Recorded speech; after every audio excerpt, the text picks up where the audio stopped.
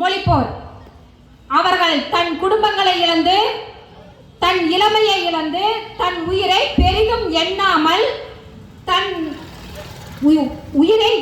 எண்ணாமல் அவர்கள் தன் உயிர்களை தமிழை பெரும் மூச்சாக எண்ணி, தமிழ்தான் என்னுடைய உயிர் என்று தமிழுக்காக உயிர் நீத்த வீரர்களுடைய வரலாற்றை நாம் நினைவு மட்டும் கூர்ந்தால் பத்தாது, அவர்களுடைய வழியில் நாம் அனைவரும் நடக்க வேண்டும் என்று கூறிக்கொண்டு மீண்டும் ஒரு முறை நம் வீர வணக்கம் செலுத்தி, எங்கும் தமிழ் எதிலும் தமிழ் என்று கூறி, நம் 1937 அன்றைய இருந்த சென்னை மாகாணத்தின் ராஜாஜி அவர்கள்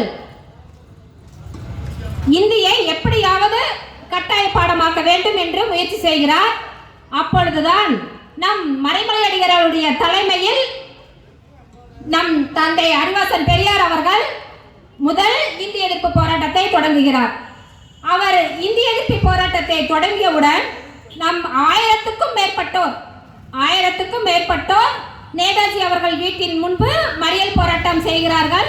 அந்த மறியல் போராட்டம் செய்ததில் 73 பெண்கள் உட்பட 1000க்கும் மேற்பட்டோர் கைது செய்யப்படுகிறார்கள். 1000க்கும் மேற்பட்டோர் கைது செய்யப்படுவதை எல்லாம் பொருட்படுத்தாத ராஜாஜி அவர்கள் 1938 6, 7, 8 வகுப்புகள் கட்டாயமாக இந்தி கற்பிக்கப்பட வேண்டும் என்று இந்தியை புகுத்துகிறார். அதற்கு இந்தியை நம்மளை படிக்க முடியுங்களா? நீங்களே யோசிச்சு பாருங்க.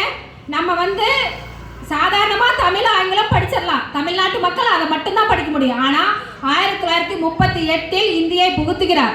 அப்பொழுது காஞ்சிபுரத்தில் நம் அறிஞர் அண்ணா மறைமலை அடிகளார் அவர்கள், நம் அறிவாசன் தந்தை பெரியார் அவர்கள், சோமசுந்தர பாரதியார், பாவேந்தர் பாரதிதாசன் உள்பட்ட அனைத்து தமிழ் அறிஞர்களும் கலைஞர்களும் சேர்ந்து காஞ்சிபுரத்தில் முதல் மாநாடு நடத்தப்படுகிறது.